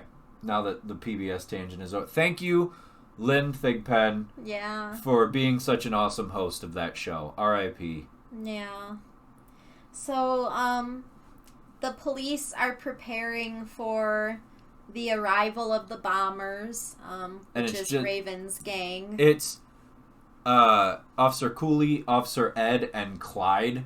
Yeah. Clyde is out in the streets, and they're like, "Get off of the streets." He's Clyde. like, "I just want to see Raven get beat up," and they're like, "Get out of here! Yeah. What are you doing?" And he's like, "I just want to see him up close," or something like that. So then, Raven shows up, and it's a pretty cool shot, because originally it's just Raven, Greer, and like one other no name. Yeah, because Raven has this horn. It's like a forced air. It's like a 50s style forced air foghorn. Mm-hmm. And so you actually have to fill those with like a pump, and he pulls it, and it's this really loud noise. But it's like, so he's holding the horn and he blares it, and it's this cool the whole time he's shot. holding it. The camera slowly pans up, so then he's blaring the horn, and then the camera like pans up slowly, and then you see all the like motorcycles coming in behind him. It's pretty cool. And then Clyde just takes off running, and he's yelling that the bombers are in town. Well, he's trying to tell everybody in the Richmond that the bombers are coming. Yeah. Yeah. And then Billy comes running out. He approaches Raven, and he's like, "You leave this town, and you leave these people alone," and then he gets knocked out. Greer wrecks him. Now, Lee Ving, not a small guy. Lee Ving is he's short, but he's thick. And I don't know how they shot that punch, but it looks like he sends Rick Moranis. So then Tom comes driving up in this red car, and the color of this car is the brightest thing in this scene. Like, it really stands out. The color palette in this is really muted. There's a lot of browns and blues. Because that's one of the things I wanted to talk about on the subway earlier. When they were on the subway, is the color palette on the subway almost reminds me of Refn. How it's bright blue with like pink lights and... Yeah, and then that district they had been in the night before that was all like neon lights and colorful, and then it's like day glow. They get back to Richmond, and it's so like dreary, and everything's like grayish looking. Like, it's pretty depressing looking. Then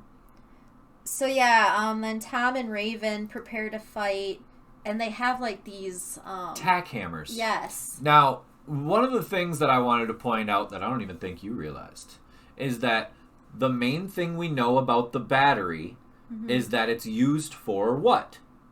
Like, the actual workings of the district of the battery. What do most of those people do for work? What? They're I believe it's spam. Oh. They are railroad workers. Mm. So, because most of the shots we see of the battery, there's either a railroad above them or a railroad below them. Mm-hmm. So, tack hammers are used to drive railroad spikes. So, when he says, I have something special for you, or I have something special planned for us, and they pull out these tack hammers, that's going to be like the main weapon of the fight. It's because that's what would be the main weapon of a fight in the battery. So this is actually something Walter Hill thought about pretty hard before the scene was shot, before he had the idea for the scene. So if all these bombers grew up working on railroads, tack hammers would be something they're good with. Mm-hmm.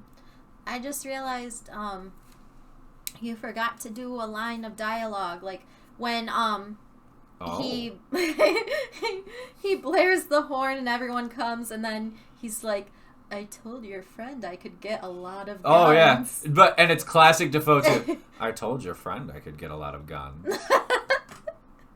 But anyway, where were Don't you see all these guns behind me?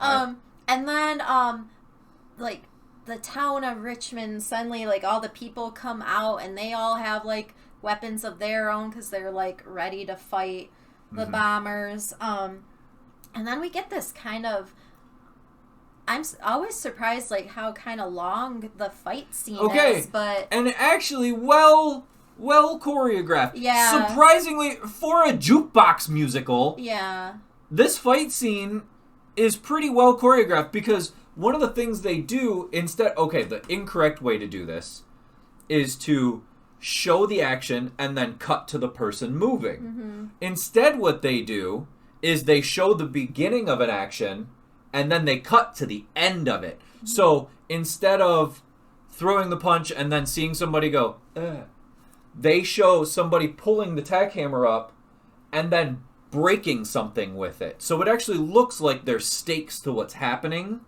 for each, and everything looks like it has impact, even though the cut is right at the point where, okay, I'm looking here and I'm ready to move, like that. You know what I mean? So it's not the best way to do it, but it's good enough to where it looks better than you'd think it would in a movie like this. Yeah, I do think it's pretty effective because there is a lot of like quick editing in this scene, but you can still see everything. Mm-hmm. And it is pretty effective. It does look pretty brutal. Like you can see like where the point of contact would have been, and just like the reaction shots and stuff. It does feel pretty fluid. And just feels exhausting. You also get a lot of open mouth Defoe yelling. Yeah. Ah! Yeah. Like you get a couple of those. Love it. Gotta love Defoe just screaming. But yeah, so this goes on for a few minutes, and then they're like, they drop the weapons at one point, and then they're fist fighting, and then Cody like wins like a classical movie who's stronger with the weapon kind of thing, and Defoe drops his, and instead of hitting Raven with the tack hammer, he just drops it, and he's like, all right, like they go hands on. Now the first thing, so they drop the hammers, and Cody puts his hands up, and the first thing Raven does is just like full on run and tackle him, but the tackle like just drives him over a bunch of bikes. And so he knocks him like into some of the other like motorcyclists, and they're like falling over the bikes and stuff like that. That's why I said there's some of these that actually look like they have real impact. Like it's effective at showing actual movement of the fight. It's pretty good. So yeah, they fight for a few more minutes, and then like Raven does get tired out first, and he's kind of just backing up. Well, he gets rocked. Yeah. And so Tom just goes up to him and just like pushes him over. It's pretty good because he could hit him again and win the fight. But when he pushes him over, everybody watches the push. Nobody looked at Peret's face when he did it, because he puts his hand out and kind of looks towards the bombers, and he's like, so like I still have plenty to go, and he's done. So then everyone in Richmond because it gets really quiet and no one moves. So everyone in Richmond holds up their guns at the bombers, and then it's pretty much up to Greer to turn around and say, let's get out of here. So that's what they do. They pick up Raven and they all just leave. And in between, okay, so they pick up Raven, and as they're carrying him out is when it starts cutting between them carrying Raven out and the next performance scene starts. So the scene starts cool. to intercut with the final performance scene, and this is where we start getting bits like you hear the beginning of "I Can Dream About You." "I Can Dream About You" is a very popular song from the 80s. It was performed by Dan Hartman. It was the biggest song from this soundtrack. I mean, I don't know. Everyone might know it. I it's Can one Dream of those songs About that, You. It's right. a very poppy It's one of those songs that when you hear it, you go, oh, I know this. But then if you were to ask like anybody who it is. The intro music and stuff is instantly recognizable. So that you hear the intro music and then it's intercut with like between the scenes of like people in town just kind of dispersing Yeah. and then you get like little flashes of the performance. But the Sorrells are Ellen's opening act now, and they're performing "I Can Dream About You," and they're just like winning over the crowd, and they're moonwalking and everything like that. Well, it's very okay. This performance by the Sorrells of "I Can Dream About You" is very Jackson 5. It's obviously a Jackson 5 inspired. There's Jackson-esque dancing, yeah, and it's pretty good.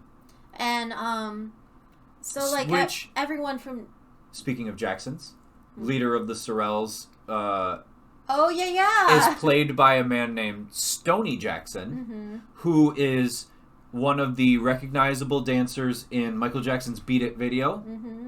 He is this performance was actually used as parts of the video for Dan Hartman's video for this, and there was another. He was in another music video that I'm gonna have to find now. Damn it! Never mind. I'm not gonna be able to find it. Oh no! My Stoney Jackson. Nope, can't find it. Don't worry about it. He was in another music video. Penny something. Penny something? Yeah. Like Penny was the performer? Or what was the song? Yep. You're right. Penny was the performer, and I can't remember the name of the song. Huh. I wish I'd have kept along with my notes, but you were on a roll, so I really didn't have to. No. So Tom is watching the Sorrells perform from backstage, and he and Billy have like a more respectful conversation. Penny Ford, "Change Your Wicked Ways." He's one of the main. I'm not familiar with that. Not either. That's why I couldn't remember. Is he getting into something? I think so. Carry on. I'll be right back. Take care of the Dyson. So, yeah, Tom and Billy have like a final conversation. It's much more respectful. Like Billy's acting a little more humbled now, and he's basically like, I don't want to come between you and Ellen. And Tom is like, well, she needs you more than she needs me. And Billy's like, well, she needs me, but she loves you. But Tom is just ready to like, he doesn't want to get in the way of her dreams. So he knows that he has to let her go, and he basically just wants Billy to keep looking after her. So then he goes to find Ellen, and it's kind of messed up in a little way because she's about to go on and perform, and he's pretty much just like breaking it off with her, like right before she has to go on and perform. It's one of those they both know that that can't happen. Like there was a moment of. I mean, she's less understanding about it though, because she does want it to work. So she is more like upset by it, but which I think leads us into the song. Which is why the song is so perfect. But basically he tells her, like, you're gonna be going to all these places, and I'm more than just, like, a bag boy. Like, yeah, I'm can't... not gonna carry your instruments around right. for you, but if you ever need me, like, I'll be there. Right. And then they, like, have a final kiss. Which, in the conversation with Billy Fish, he goes, "Hey, man, you like my new opening act?" And he goes, "Yeah, you're going to make a ton of money off of them." And he looks at him like, "What are you talking about?" Like, he's not seeing the value of money in people as much either. Like, he's having fun watching the Sorrells perform, not so much that the money he's going to make off them. Yeah. So there's a little lesson learned there for him. So, Tom walks away, and then you and me, we're going nowhere slowly. Yeah, from the Nowhere Fast. Right. Oh, yeah. Such a good. We haven't. At the end of the episode, we'll talk about the Steinman song. Just keep going, or I'm just gonna. So yeah, then you hear the epic intro of "Tonight Is What It Means to Be Young." The first time I ever saw this movie, I saw the very end. So I first tuned, like, it was on a cable station, and so I tuned in right during this song, and I was like, wait, is that Diane Lane? And I was like, damn, when she learned to do that? I was like, this song is so epic. What is this movie? And, like, I loved the lyrics of it, and I was like, wow, what a perfect way to end a movie. What is this movie? I gotta find it again. And the cool part about this is that, like, once the attackers start performing, the Sorrells don't just disappear. Like, they're a part of it. Yeah. It's so cool. But yeah, so they perform "Tonight Is What It Means to Be Young," and this is, like, one of the most epic songs in a movie it's ever. Amazing. One of the most, like, epic This song is one of the reasons we wonder why more people haven't heard of this movie. I kind of always tear up when this starts too, because it's just so... Yep. Like, the way it ends with Ellen and Tom just going their separate ways, and she's just singing this song, like, we're dancing for the desperate and the brokenhearted, and the lyrics are so moving, but the song, like, the music is epic. It's classic Steinman. Background vocals.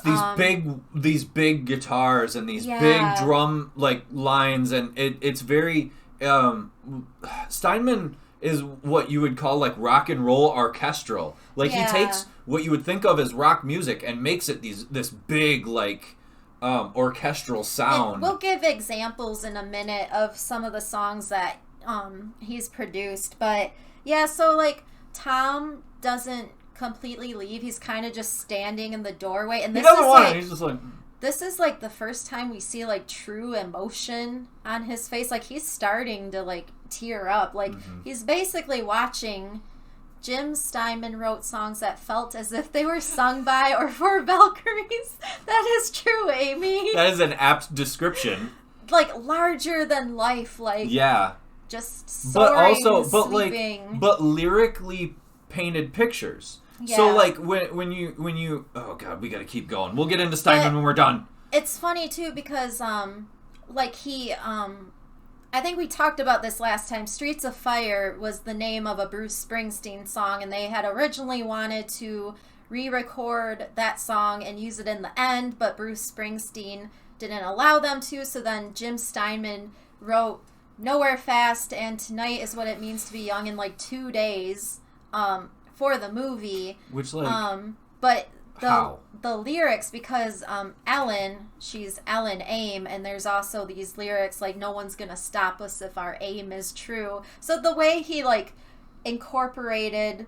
So it actually worked out better because it sounds more like a musical. It sounds more like the music comes from the movie, not the movie comes from a song. Yeah. I feel like if Springsteen's Streets of Fire would have actually got used, it would have not been as good. Because that song is, like, more depressing too, I think. And, like, this song is sad too, but it's like uplifting as well. Like, there is hope, and it's also upbeat. Streets of Fire is not upbeat. It's a sadder song. Yeah. So Tom stays for just a few minutes, and then he does eventually walk out, and he's got like all his bags and stuff, and then McCoy is driving up in the red car that he stole. And he's like, "Hey, nice car." And she goes, "Oh yeah, I picked it up. Somebody just like left it in the middle of the street. I couldn't believe it." It's a good piece of dialogue. So yeah, they the song is like still kind of going, like you're getting you to can the end hear of the song, song, yeah. but while this conversation, and they're driving off together, and they're kind of like they're buddies. Like I don't get like a romantic feel from them. I get like a total like buddy movie partner because vibe. She's like, I already told you you're not my type. So it is kind of sad to think, because they did originally want this to continue. They wanted to make more Tom Cody movies, and trying to imagine like where they could have gone, but if we could have gotten more Tom Cody movies, the idea of old style rock and roll villains, like where the villains of the movie are a rock band, or the people he has to save. The music could be incorporated so many other ways, and we could still stay in this world, because it is a world that, even though you're not spoon-fed information on it, you kind of want to hang out there a little more. One of the cool parts of this movie is just kind of exploring the world it takes place in. Yeah, and I love all the characters. Like, even like Billy Fish, he's kind of a prick the whole time, but you don't hate him either. Like, Rick Moranis gives him... Well, they are fellow soldiers. It is what happens in real life. It is what happens in real life, because we were just talking earlier about my tattoo artist who ended up being a good friend of mine. Well, yeah, we're both former soldiers, and it's like one of those things where like you know that guy, you understand that a lot of what that person's about because of that shared experience. Yeah, but yeah, I love this movie. The soundtrack is fantastic. I have the soundtrack on vinyl. It's one of my most prized records. I think I listened through it like 3 times at work last week. Yeah.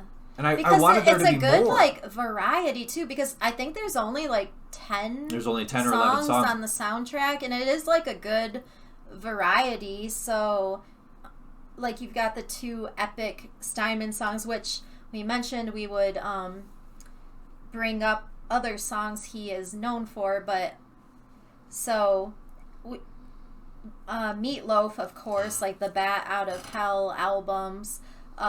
Jim Steinman is also known for Bonnie Tyler's Total Eclipse of the Heart, Air Supply, Making Love Out of Nothing at All. And going by this, you can already imagine, like, how epic these songs are, how big these songs are. Meatloaf, I'd do anything for love, but I won't do that. So Steinman produced not just the first, but both Bat Out of Hell albums. And when you think about, because the first Bat Out of Hell album came out, early 80s? Late 70s?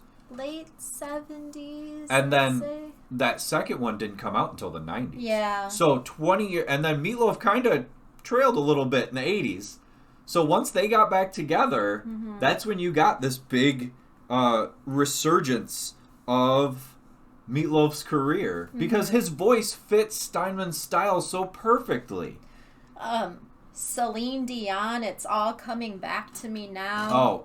Oh yeah, you can hear that for sure. And then, finally, 2 Sisters of Mercy tracks. This Corrosion and More. And, I mean, I don't know if you remember those. What the hell? Wow. Dyson, hey, what are you scared of? Hey, come here. Dyson. This is only the 4th time we've ever heard it. You guys are... His hair is up. I see that. Relax. It's okay, pup. What are you doing? I have no idea.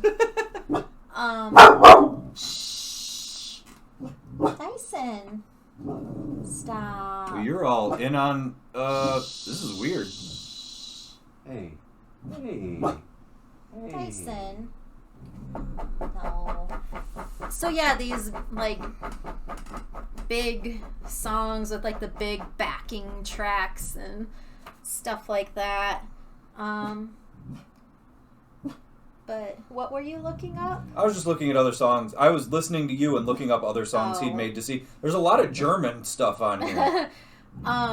He worked with a lot of German-speaking artists. But yeah, sadly he passed away. It was last year or was it early this year? I think it was early this year. Yeah, because it was sudden. But yeah, that is Streets of Fire. It's, it's not a perfect movie. It's not like the greatest movie ever. Being a brat. But it's like, what you would think of, like, Dyson senses the paranormal activity demon. Oh no. Hey, you guys, if anything goes on behind us, you let us know. Yeah. I'm not paying attention. Oh, I didn't put that bow low enough. You can't really see it. I tried to Christmasify my killer clown mask. That's not gonna work. Oh, yay! It stayed. But yeah, this is it was an absolute bomb when it came out, but over time it's gained a lot of like that cult popularity, and I love it. Yeah, this is the kind of movie that our show's made for. Yeah. Again, like It Follows is the same way, but this is the same thing in a different way, where movies that people don't know about but they really should, especially because of like the Dyson. Go lay down. Especially because of like the music, which is completely underrated. That one fight scene, which is excellent for the type of movie that it is. The characters are so well written and three-dimensional, even though they have their own personality traits. It shows like an arc for each of them. I feel like a lot of people would enjoy this movie if they got to see it, and especially early performances by Diane Lane and Willem Dafoe and Michael Pere, Amy Madigan, Bill Paxton. Yeah. Sorry, I was swallowing and I tried to talk at the same time and it didn't work. You didn't talk about Ellen's dress in this last performance. Oh yeah, I mean this outfit, it does kind of seem like it's backwards, but like that's not my favorite outfit in the movie. But that first performance outfit's still the best one. Yeah, and the red leggings and the red heels. I mean, it looks good on her. The after hotel or the in the hotel outfit. Yeah, that's pretty cool. That's like 50s Rosie the Riveter. Yeah, that's kind of cool. But yeah, it's kind of sad to be done talking about this movie, but it holds a special place in my heart. Definitely, it's a great movie, and if anybody sees our show that hasn't seen it, we hope you try to check it out. It's on Netflix until December 31st. Yes, we also have it on Blu-ray, so if we know you and you want to borrow it. Also, we'll try to, over every once in a while, do a segment where we go back and try to say where former movies we've done are streaming. Because we know that movies kind of hop around. There's a lot of movies that go on and off of all the different streaming platforms. So we'll try to do updates on that every now and then. Yeah. Make sure you catch us next week for our yearly Christmas holiday special. This year, the Gina Davis-led spy comedy espionage thriller, The Long Kiss Goodnight, written by Shane Black. Which we just watched a Shane Black movie. Yeah. Shane Black at a time where he was writing really, really good movies. Another movie that was not as appreciated when it came out, but when you watch it now, it kind of stands above other movies of its time of the same genre. Why are you looking at me like that? Are you gonna say it or? Didn't I say The Long Kiss Goodnight? Well, I thought you were going to say something else. I don't know. No, The Long Kiss Goodnight. Because earlier we were watching Last Action Hero. Oh, yeah. Earlier we were watching Last Action Hero, and that's kind of a send-up. It's kind of a parody of action movies, but that's a little later. That's when Shane Black kind of got... He kind of got... I think The Long Kiss Goodnight was after that. It came out after. He wrote it way before. Because it was supposed to be a movie that came out around the time of like the Lethal Weapon movies. Oh yeah, wasn't it supposed to be one of the sequels or something? Yep. But yeah, we'll get more into that next week. Anyway, if you're just now tuning in, it's the end of the show, sorry. But we'll catch you next week for our holiday special. Yep, don't forget to like, comment, share. So we're on Facebook, we're on YouTube, we're on Twitch, we're on Spotify. The more you comment or share, the more it helps us reach a broader audience. Yeah, anytime you do anything, even like you guys chatting with us tonight, it sends some stimulation to the algorithm. Maybe people like these two, which, hey, that would be weird. So if you do any of those liking, subscribing, sharing, there's the little bell thing there. You can click that thing, I think. Yeah, and then you can click it to like personalize, like if you want all the notifications or I don't know. Just when we're live. Yeah. Yeah. Also, catch us on Spotify. If you can't catch us on a Sunday, or you've missed past episodes and you can't really sit there and watch the whole thing, on Spotify, we have all of our episodes of this season, which includes bonus content because whenever we talk about a song or a movie that has a score, I try to fit in tracks straight from Spotify into our show because I can do that. Which this episode is going to have like 6 songs in it. So I'm going to try to fit as much of the music from this movie in as I can. Yeah. This will probably be the most songs I've put in an episode so far. So we've got what? We've got Sorcerer. I Can Dream About You. Tonight Is What It Means to Be Young. Countdown to Love. Nah. No? It's either... We will have to decide either between Countdown to Love or I Can Dream About You. Because I feel like the more songs I put in, the longer it takes to submit. Yeah. Yeah. Regardless. You want to do your first one? What? You want to do your first sign-off? Oh, yes. What is it? Oh, yes. Think pink and have a sparkling week. Adopt. Don't shop. Thank you. Bye.